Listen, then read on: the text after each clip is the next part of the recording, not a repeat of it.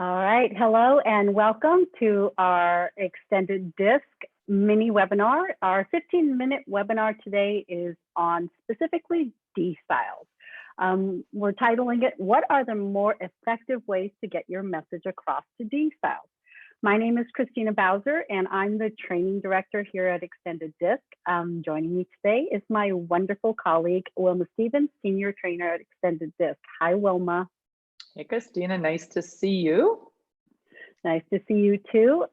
We will be recording this, so if you need to refer back to it or even better, share it with a colleague, it will be on our YouTube channel as well as on our extendeddisc.org website. We'll try to take any questions live if we can, put them in the Q&A section, but because of time limitations, there's a good chance we won't. So go ahead, put them there. I promise you we'll follow up with you after the webinar is over. So I think I got most of the housekeeping things out of the way. Our assumption here today is that most of you have some familiarity with the DISC model.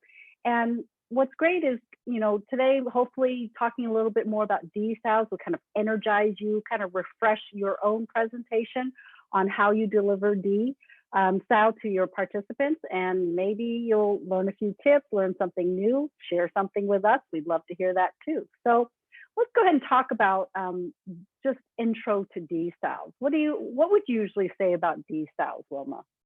Well, first thing that I would say, Christina, when you said our YouTube channel, I really actually stood up a little taller and felt a lot cooler to think about a YouTube channel.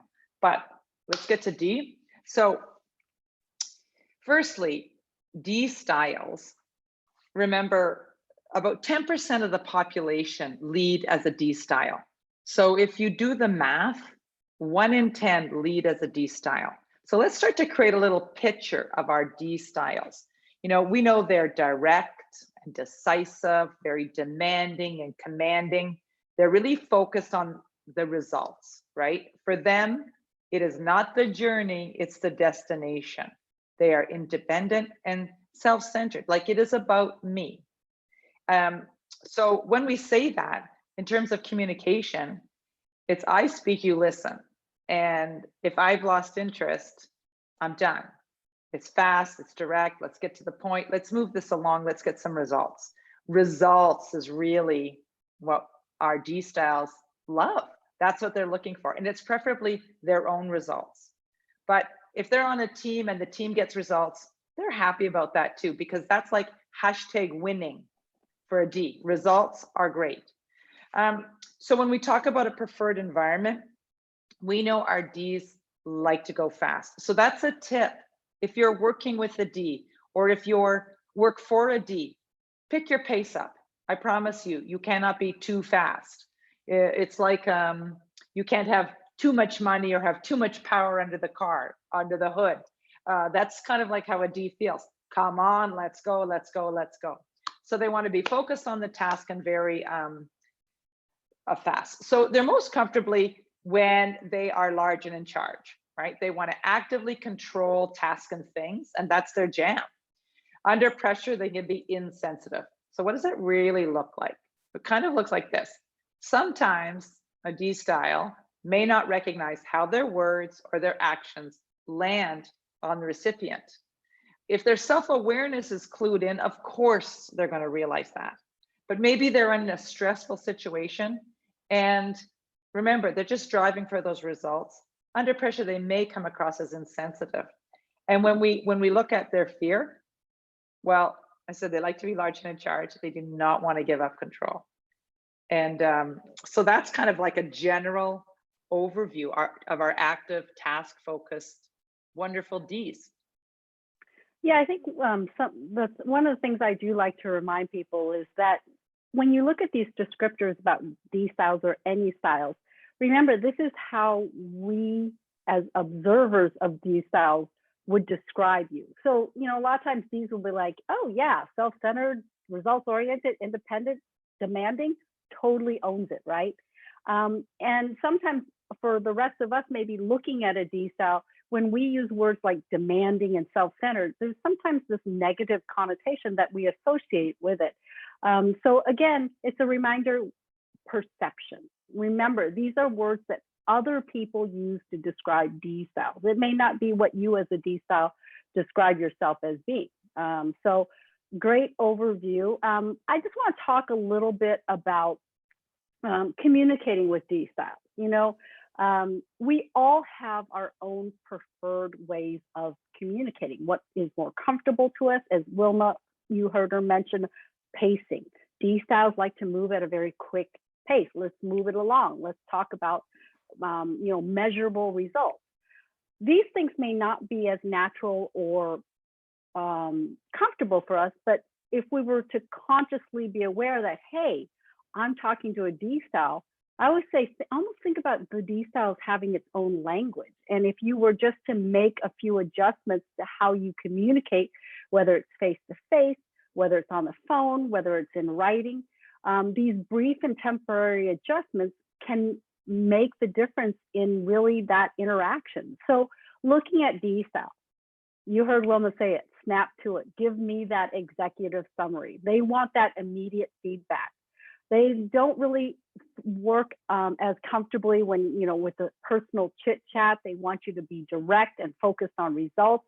Let's move. You heard Wilma say that, and also give them alternatives. What does that mean, and why would we do it? D styles like to be in control, so you heard that as well.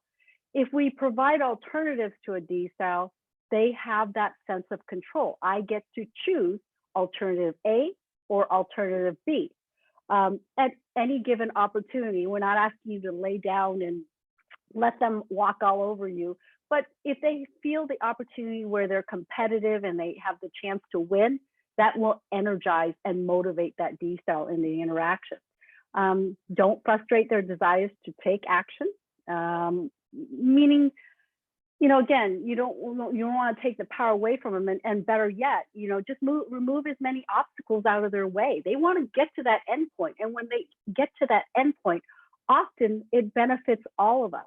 So don't spend too much time on non-essentials. You know, the great question that D styles tend to respond to is what question.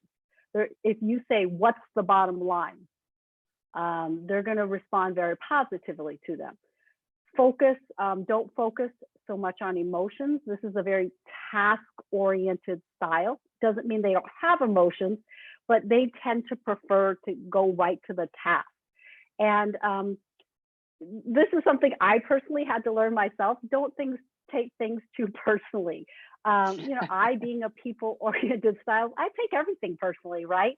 But these styles are like, you know, it's much more black and white. It's not that I'm trying to hurt your feelings. I'm just telling you directly. You know, I'm forgetting about the emotional part. So I may come across as a D style as more blunt. Sometimes, as you heard, maybe insensitive. So again, these are things that we need to remember, because for us to interact and communicate with the D style, as with any style, we cannot force the other style to make these types of adjustments. We cannot control their interactions, but what we can control is our own interactions. So hopefully this do's and don'ts, you know, a lot of them are very, you know, very comfortable and natural, and some are not, but just having that kind of conscious awareness of having the D style, quote unquote, language. I think the funny part there is when this idea about ensure they win. I think one of the things we don't always appreciate is that sometimes the D can turn everything into a competition. You might not even know you're in the competition and it's on. Like secretly in my head, I might say, if I get to the door before my husband, I won. Or when we order our dinners and I get the meal that I think is better, hashtag winning. Right. And so I think nobody knew they were in any competition, but it was a victory. Thank you. I love it. So remote communication tips. Now, currently, while a lot of us are working with home or working from home, we're often communicating really remotely with our Ds. So, you know, when we're writing an email, we can look at styles. Think about, how does this person want to receive information from me? And if you know the person you're writing to is a D, keep it succinct, and they're going to filter it through, what do you want from me? Like, what do I have to do here? So have it action oriented and very obvious. I don't want to have to work too hard to find it. I just want to know, what do you need me to do? If you're on the phone, be prepared to answer the questions and be brief. They don't want to have a yak it up session for 2 hours and get to the point. They want to get to the point. Then perhaps they'll have that conversation. Virtual meetings, we're all doing virtual meetings. These might not be the most preferred operations for our D style, but they're part of life right now. For a D style, they're looking at it that it takes a little bit longer. But like all meetings, we need to make sure that we get to the point and we're as efficient in our meetings as possible, because our D styles, they're going to be there looking at, what do you want me to do? And now let's get on with it. So I always love at the beginning of an exercise in a virtual meeting, if I do a little icebreaker, I know instantly where the D style is when I see that, oh God, not an icebreaker. Exactly. I think, with any of these, as many of us are working remotely now, it's more important than ever to remember, in virtual meetings, as Wilma said, have clear agendas. What measurable goals are they going to get out of having this meeting with you, right? And be prepared to answer their questions. They're going to ask you very specific questions like, what's the outcome if I do this? And we need to be prepared, because for D style, sometimes if the task isn't set in front of them and it's not clear, they're going to move on to other things. I always jokingly say, which style is more likely to be checking their emails during a virtual meeting or during a meeting, right? So we really want to engage these, specifically in this case, these styles in a way that tends to motivate them to continue that interaction with us. I think so I was going to just say, I think all styles though appreciate a well-run meeting. Like, I think all styles appreciate a meeting that's organized and efficient and has an agenda. I think our Ds are just going, yes, I love all that, but let's just get it done.